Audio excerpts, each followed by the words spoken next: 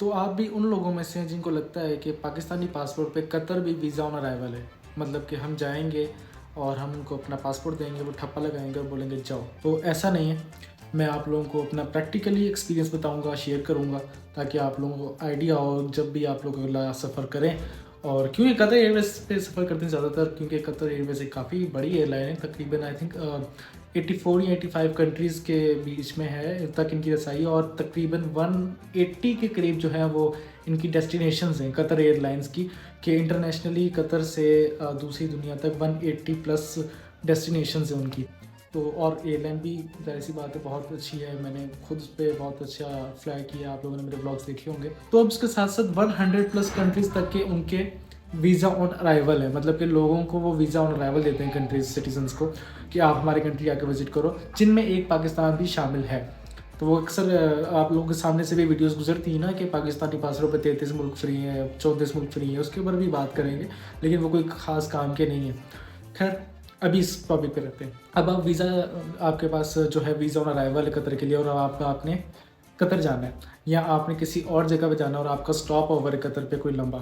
तो यही सोच के मैं आपको प्रैक्टिकल एक्सपीरियंस बता रहा हूँ, यही सोच के मैंने भी जब अपनी फ़्लाइट बुकिंग की, मैंने एक तो कतर की वेबसाइट से ही की, क्योंकि मुझे स्पेशल A380 में ही सफ़र करना था, तो जिस वजह से मुझे जो फ़्लाइट मिल रही थी मैंने वो ली। और मैंने जानबूझ के एक लंबा ले ओवर रखा 13 आवर्स का, कि यार मुझे ज़्यादा टाइम मिलेगा, मैं ज़्यादा ट्रैवल करूँगा, क्योंकि इससे पहले गुल्फ एयरलाइन पे मैं जा चुका था और उनकी तरफ से मुझे फ्री टूर मिला था जिसमें मेरे ले ओवर की वजह से, तो वो मेरे लिए ज़्यादा बेटर था। तो मैंने कहा कतर भी हम इस तरह से विज़िट करेंगे। मैंने कतर की टिकट बुक की, मैंने उनके जब मैंने वेबसाइट खोली, अब कतर वालों की एक कुछ फॉर्मेलिटीज़ होती हैं, जैसे कि अगर आपने बुकिंग करनी है होटल्स की, तो आप जो है वो हमारे वेबसाइट से होटल की बुकिंग करोगे और उसके बाद हम आपको वीज़ा ऑन अराइवल देंगे। ये भी एक किस्म की एक ट्रिक है, एक फ़ीस है, जो कि वो मान नहीं रहे, लेकिन ये फ़ीस तो है ही ना किसी तरह की, कि चलो हम किसी तरह आप हमारे वेबसाइट से हमारे होटल्स बुक करोगे, हमें वो पैसे मिलेंगे, तो वही आपका वीज़ा होगा, ठीक है। अब मेरे साथ क्या हुआ, मैंने भी यही सोचा, मैंने कहा चलो 13 आवर्स का लंबा लॉन्ग ले ओवर है, तो हम जो है ना ट्रैवल करते हैं इसी कतर एयरलाइन से, और वहाँ पे थोड़ा सा कतर भी विज़िट कर लेंगे। इस चक्कर में मैंने टिकट बुक कर ली।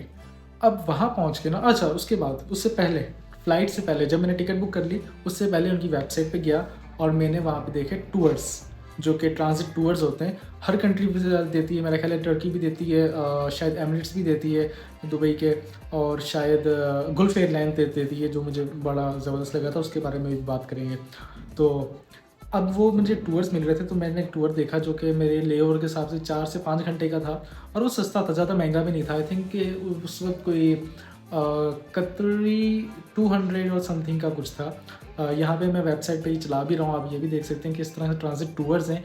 तो ये बड़ी बेहतरीन चीज़ लगी मुझे, मैंने कहा ये तो ठीक है, मतलब कि मुझे होटल बुक करने की ज़रूरत ही नहीं है, मैं टूर लूँगा, क्योंकि मेरा एक दफ़ा पहले इस तरह से एक्सपीरियंस हो चुका है। उसकी मैं एक अलग से वीडियो बनाऊँगा बहरीन के साथ, कि बहरीन में मेरा लेओवर था, मैंने इस तरह टूर बुक किया फ्री ऑफ कॉस्ट। ये कतर चलो ज़्यादा अच्छा बड़ा मुल्क होगा बहरीन से, या है या नहीं, या वो ख़ुद को समझते हैं, या वैसे थोड़ा उनके लिए है, तो उन्होंने एक फ़ीस रखी हुई थी। तो इनके टूर्स भी बड़े मज़े के थे, जीप रैली थी, आप सी प्लेन की राइड कर सकते हो, और इस तरह खाने कुज़ीन्स वगैरह ट्राई कर सकते हो। तो मैंने एक टूर बुक करने की कोशिश की, सारा डिटेल डाला। जब मैंने उस पर अपना कार्ड लगाया तो कार्ड नहीं लगा, हालाँकि जब मैंने टिकट बुक की तो मेरा कार्ड लग गया था। मैंने कहा पता नहीं क्या इशू है, खैर क्या कर सकते हैं। मैंने फिर दोबारा ट्राई किया, 2-3 मरतबा ट्राई किया, नहीं हुआ। मैंने कहा अच्छा चलो अब ऐसा करते हैं कि ज़ाहिर-सी बात है, एयरपोर्ट पे भी तो इतना बड़ा एयरपोर्ट है, दुनिया का नंबर 1 एयरपोर्ट है, वहाँ पे भी तो कुछ ना कुछ ऐसा होगा ही। अब वहाँ जाके जब मैं फ़्लाइट मेरी कराची से दोहा की थी, Doha international airport, Hamad international airport, तो वहाँ पहुँच के मैं जब डिस्कवर कतर के काउंटर पे गया, वहाँ पे जाके मैंने उनको बताया कि जी मुझे इस तरह टूर लेना है। उन्होंने कहा ठीक है जी ज़रूर। मैंने उनको अपना पासपोर्ट दिया, तो उन्होंने पासपोर्ट देख के कहा कि इस पासपोर्ट पे टूर आपको नहीं मिल सकता। ये बात नोट कीजिएगा कि पाकिस्तानी पासपोर्ट पे आपको ट्रांज़िट टूर नहीं मिल सकता, जिसकी फ़ीस भी है, मैं फ़ीस दूँगा और मुझे एक टूर दिया जाएगा। उसके मैं टाइमिंग के हिसाब से, मेरी लेओवर भी बड़ा है, मेरे पास काफ़ी टाइम है, मैं आराम से कर सकता हूँ टूर। लेकिन कहते हैं कि नहीं, अगर आपको ये टूर लेना है तो आपको हमारी होटल की बुकिंग भी करनी पड़ेगी। अब ये मेरे लिए बड़ा कन्फ्यूज़िंग सा था कि मतलब कि मैं एक टूर ले रहा हूँ जिसके मैं इनको तकरीबन 150 या पता नहीं कितने कतरी रियाल पे कर रहा हूँ। तो ये लोग कह रहे हैं कि अब आप होटल बुकिंग भी कराओ, जिसकी मुझे ज़रूरत ही नहीं है, क्योंकि मेरा स्टे यहाँ पे मतलब कि इतना नहीं है कि मुझे नाइट पूरा होटल में रुकूँ, मैं अगले दिन वापस आऊँ। ये तो तब होता कि जब मैं 2 दिन के लिए कम से कम कतर विज़िट करता या इस तरह से रहने के लिए आता, तो फिर मैं वो ट्राई करता। तो मैं तो उसको एज ए गुल्फ एयरलाइन, जैसा मेरा पास्ट एक्सपीरियंस था उस तरह से रिलेटेड मैंने कहा ठीक है मैं इनको फ़ीस दूंगा, ये मुझे विज़िट करा देंगे।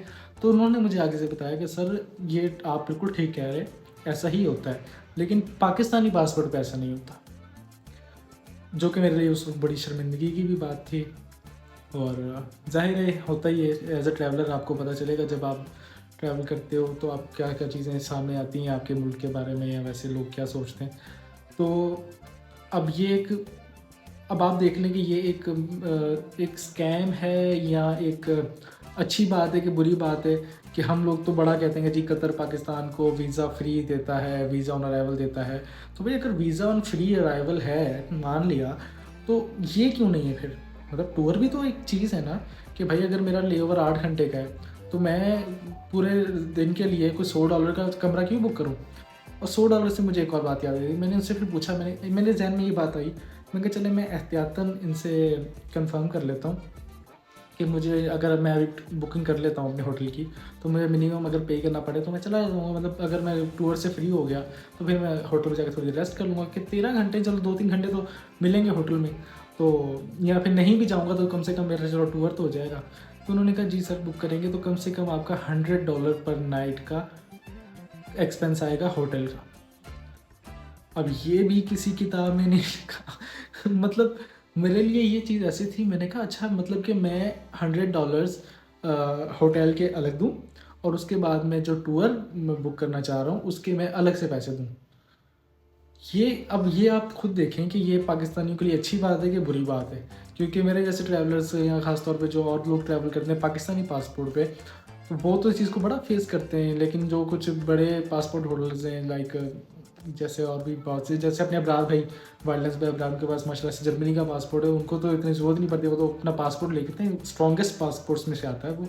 तो वो 100+ कंट्रीज़ उन पर फ्री है, मेरा ख्याल है उन पर कोई चीज़ नहीं। हमारे यहाँ तो अगर हमें श्रीलंका का भी वीज़ा ऑन अराइवल अगर हमारे लिए है ना, तो हमें उसके लिए भी एक एप्लीकेशन फॉर्म वगैरह कुछ इस तरह की फॉर्मेलिटीज़ होती हैं जो कंप्लीट करके पहले देनी होती हैं। इवन कि कीनिया के लिए भी हमें पहले एक ETN देना पड़ता है। तो ये सारी चीज़ें हैं। वो जो बड़े पासपोर्ट वाले होते हैं उनके पास कुछ, उनके पास पासपोर्ट कवर, वाह, वो कभी कभी तो मेरे ख्याल ठप्पा भी नहीं लगाते होंगे। अब जो ये सिस्टम आ गया है ना एयरपोर्ट्स के ऊपर के इलेक्ट्रॉनिक स्कैनिंग वाला, उसमें तो ठप्पे भी नहीं लगते कि बस पासपोर्ट लगाओ और वो जा रहे हैं। और हम लोग हैं यहाँ पे कि हम लोग एक लीगल वे में अगर हम कुछ अच्छा चाह रहे हैं, अगर कतर एयरवेज़ ने, कतर हुकूमत ने पाकिस्तानी पासपोर्ट होल्डर्स के लिए मतलब 100% में से पाकिस्तान भी अवेलेबल है, उसमें वीज़ा ऑन अराइवल रखा है, तो भाई ये चीज़ क्यों नहीं थी? ये एक बहुत बड़ा सवाल है। ये सवाल मैं आप लोगों के ऊपर छोड़ता हूँ कि आप लोग सोचें कि ये वाकई वीज़ा ऑन अराइवल है कि नहीं है।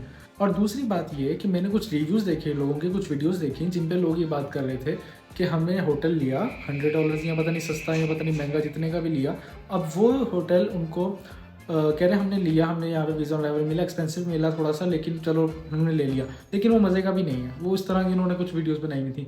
आई don't know they are good और दे आर फेक और समथिंग, लेकिन जो मैंने रिव्यूज़ देखे मैं उस मुताबिक बात कर रहा हूँ। तो अब ये एक मिथ है कि जी पाकिस्तानी पासपोर्ट पे जो है जी वो कहते हैं ना 32-33 कंट्रीज़ जो हैं वो वीज़ा फ्री हैं या वीज़ा ऑन अराइवल हैं। तो ये भाई रियलिटी जो है ना वो ये है कि हमारे पासपोर्ट बहुत ज़्यादा अभी पीछे है। लेकिन उम्मीद है हम, क्योंकि उम्मीद तो हमारे साथ हर वक्त रहती है, हमारे पास रहती है कि हम कुछ अच्छा सोचें और कुछ अच्छा अचीव करें एक ना एक दिन। तो उम्मीद है कि आने वाले दिनों में कुछ बेहतर हो जाएगा। जैसे कि अभी बांग्लादेश के साथ हमारे काफ़ी अच्छे हालात या ताल्लुकात हो रहे हैं, तो शायद मेरी प्रेडिक्शन है कि शायद कुछ टाइम बाद बांग्लादेश भी हमारे लिए वीज़ा फ्री हो जाए। और बाकायदा ये भी एक न्यूज़ सुनने को मिली है कि जो थाईलैंड है, जहाँ पे मैंने स्टिकर वीज़ा लिया था बाकायदा, उसके लिए भी पूरी एम्बेसी जाना पड़ता है और सारी चीज़ें करना पड़ती हैं, तो वो भी अब वीज़ा पे आ गया है। जैसे अज़रबैजान, जैसे UAE या फिर और इस तरह की कंट्रीज़ हैं, वो भी अब हमारे लिए वीज़ा होता जा रहा है। तो उम्मीद है कि आने वाले वक्तों में ये चीज़ें बेहतर होंगी। लेकिन ये एक मिथ थी कि अगर आप कतर जा रहे हैं तो मैं आपको पहले बता देता हूँ कि उनकी वेबसाइट से आपको होटल बुक करना पड़ेगा अदरवाइज़ वो आपको इंटर नहीं होने देंगे। और उसमें भी काफ़ी सवाल जवाब वो करते हैं, ये भी मैंने बात सुनी है काफ़ी, क्यों आए हो, वापसी की टिकट दिखाओ। रिटर्न टिकट लाजमी है, अगर आपका स्टॉप ओवर है तो ठीक है, नहीं तो आपको रिटर्न टिकट कहीं की भी होनी चाहिए। बेशक आप कतर आए हो, कतर से आप बैंकॉक जा रहे हो या फिर कहीं भी जा रहे हो, तो वो चीज़ होनी चाहिए। सेकेंडली, अगर वो नहीं करते, आप बुकिंग नहीं करते, तो फिर आपको एंट्री नहीं मिलेगी, ये तो कंफर्म है। और दूसरी बात ये है कि अगर आप टूर्स वगैरह देख रहे हो तो वो अवेलेबल पाकिस्तानी पासपोर्ट पे नहीं थे। आने वाले वक्त में हो जाए तो मैं कुछ कह नहीं सकता, लेकिन आज की डेट, जिस डेट पे ये वीडियो अपलोड हुई है, तब तक नहीं है। तो उम्मीद करता हूँ आपको ये बात अच्छी लगी होगी, मतलब मेरी थोड़ी बहुत इन्फॉर्मेशन अच्छी लगी होगी। कुछ और बातें जिस तरह मैंने ग्रुप फेयर्स की या फिर मैंने और पिछले एक ब्लॉग में स्कैम वगैरह के भी जिक्र किया था वियतनाम से रिलेटेड, वो सारी बातें भी साथ साथ डिस्कस करते रहेंगे। ये भी कभी कभी बातें चलती रहेंगी और मेरे कुछ आने वाले प्रोजेक्ट्स भी साथ में अपलोड होते रहेंगे। तो देखते रहिएगा, आपसे मिलके खुशी हुई।